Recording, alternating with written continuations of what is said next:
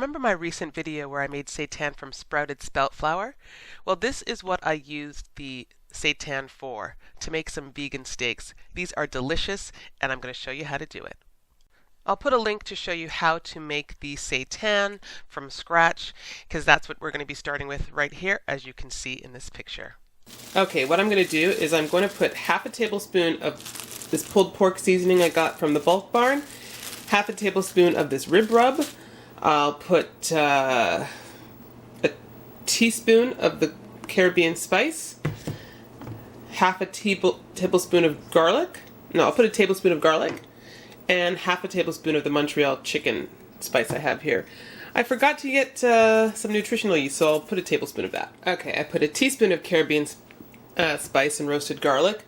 I put a teaspoon of the rib rub, a teaspoon of the pulled pork seasoning. I put a tablespoon of nutritional yeast. I put half a tablespoon of garlic and half a tablespoon of this Montreal chicken spice. And I'm going to put, I think I'm going to put half a tablespoon of this vegetarian chicken stock. Okay, this is going to be fairly flavorful. And I'm going to put a teaspoon, you know what, I'm going to do half a teaspoon, because the soy sauce I have is fairly dark, so I'm going to put half a tablespoon of this dark soy sauce. Mushroom soy sauce. Okay, so now I'm hoping that I can just get all those flavors fully incorporated. Could be too much. Let me smell this. While half the seasoning is over here, let me smell it. Wow. Okay, you know what I'm going to do? I'm going to, so what's come in will stay in, if that makes sense. Actually squeezing off the excess, which maybe seems silly. I'm squeezing off the excess, and I'm going to use that in my broth. You can even use it as a rub if you want. I kind of lost the shape of this, but it's okay. Maybe I'll just fold it around. Okay. Okay, so I am continuing with my recipe, and as you can see, I have here a human heart. Doesn't it look like a heart? Oh my gosh. Okay, so I've tried to kind of squish it back into one piece, and I don't know, I think I'll cut it in half. You know what? I think I'm going to try rolling it out. Or I'll cut pieces. I want to try to make like a steak cutlet. See, like the inside is not fully got all of the flavors. But that's okay. I think I'm going to just press it like this. It's going to look a little bit like a, piece of meat. And I'm going to put it into, I've got cold water to start with for my pot. And I have to tell you, I made the most amazing seitan burgers. So that's the next recipe. Alright, this one's a little small, but that's okay.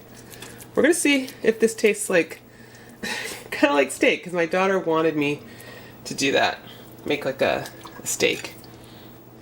Maybe I'll just put this last, I'm going to take like a small piece of this. Like that. Maybe I'll do a couple small pieces, and then I'll just take this big one. Look, I just made some vegan butter. So easy to make, so rewarding.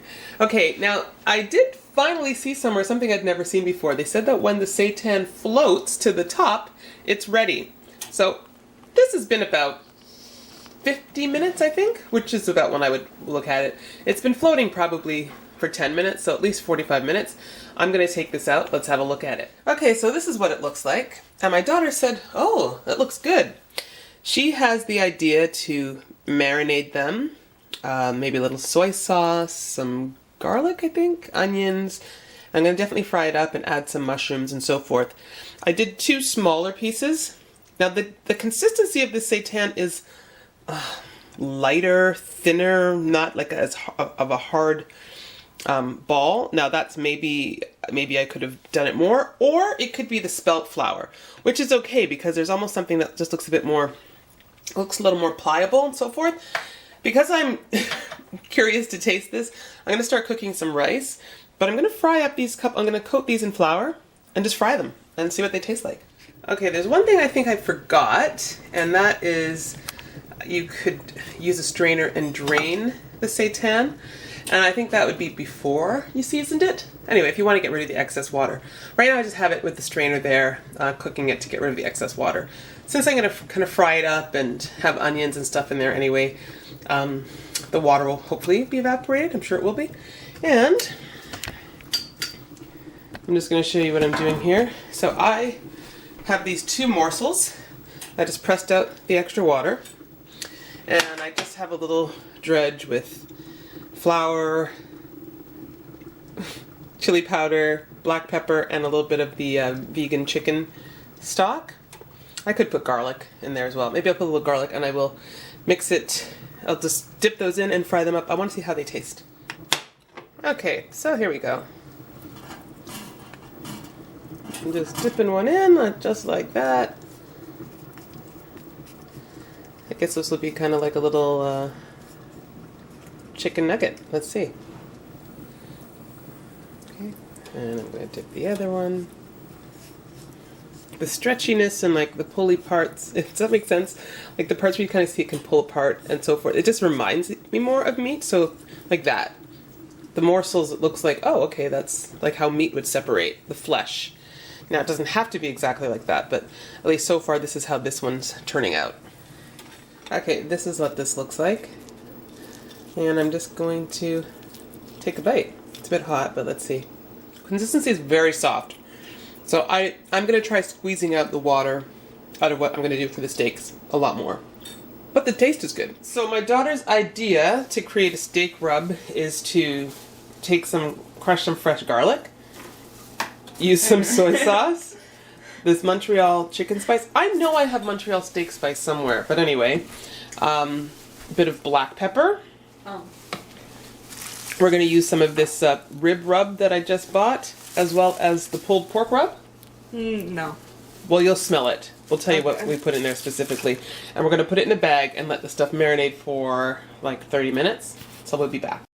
Okay, so it looks pretty good already, just like this. My daughter decided against the pulled pork one. She's gone with the bit of the rib rub, the Montreal chicken spice, black pepper, soy sauce, and fresh garlic. We're going to let that sit for a while for the flavors to marinate. And I had some Montreal steak spice. Can't find it anywhere, so anyway. Yeah, and we're going to... So the tip is to put it in a plastic bag, get the flavors marinating. And let it cool in the fridge for about 20 to 30 minutes. Put it in the fridge for 20 to 30 minutes. Okay, we'll be back. Because it'll likely become firmer in the fridge a little do bit. we want to also make potatoes in there when we cook it or no? Just some mushrooms maybe? Just some I feel like mushrooms and onions. Yeah, mushrooms and red onion, definitely. Okay, just make sure you swoosh it around to get the seasoning spread through quite well. Thanks, Gordon Ramsay, I think. She likes watching some of those shows. They look good though, I have to say, so I'm looking forward to trying this. It actually just looks like pieces of meat here.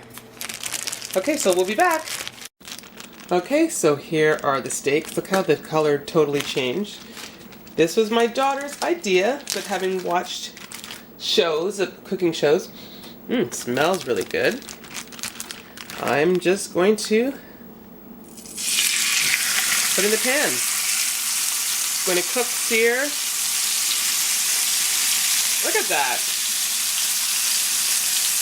And I'm also going to add, I'll show you, red onion, mushrooms. I'll be back. And I'm just cooking now to get a good sear on both sides. And I have to tell you, it really smells amazing. The blend of spices in here. The house smells great. And doesn't it look like a piece of meat? So we put the mushrooms on top.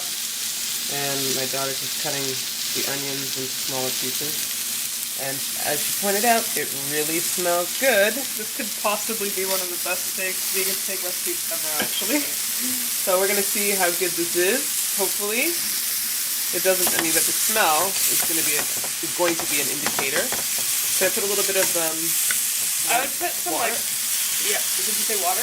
Yeah. I'd put olive oil or something. I considered a little bit of that, okay. Well, we'll put a little olive oil. Oops. Yeah, we don't want it to lose moisture. Yeah, because it does have moisture in there already. Okay. Smells good with that little bit of olive oil. Okay, so we're going to continue cooking. We'll be back. I'm quite proud of herself because she says she's a chef, but she's forgetting I've been cooking and doing all this stuff, so... I would have come down, but what I would have done differently was I would have put the pool of olive oil and then I would have sauteed the vegetables and then I would have cooked the steak. Wow, okay. Alright, we'll be back. Okay, guys, look at how legit, like, seriously this looks. And my daughter, with the idea of putting it in the marinade in a bag for a while, was really smart. So, where's a fork for you, Chloe? I'm just gonna cut a piece. Yeah. She's gonna taste it. Cut. Like, look at how. Just cut this side? Yes. I mean, God, look at that. It's like, can we zoom in, Chloe? Doesn't that look, like, even like that juiciness there, that looks like a piece of steak for sure. Guys, this, if it tastes as good as it looks, wow. It really has that, that consistency of meat. I'll just take it. Well, I was gonna say it's on your fork. Good, bad, no? That's good. The only thing I can assume is maybe it's on the slightly soft side.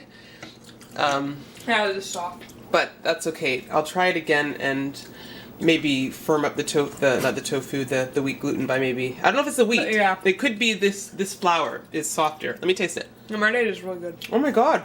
Yeah. That's a total burst of flavor. Mmm. That's delicious. Okay, we're gonna go eat. Thank you for watching. My daughter is like running off with her plate. She doesn't want me to take any of hers. Hey, here's the fork. There it is. Yeah, very flavorful. Wow. Okay, guys. Vegan steak right there. Wow. Thanks for watching. See you in the next video.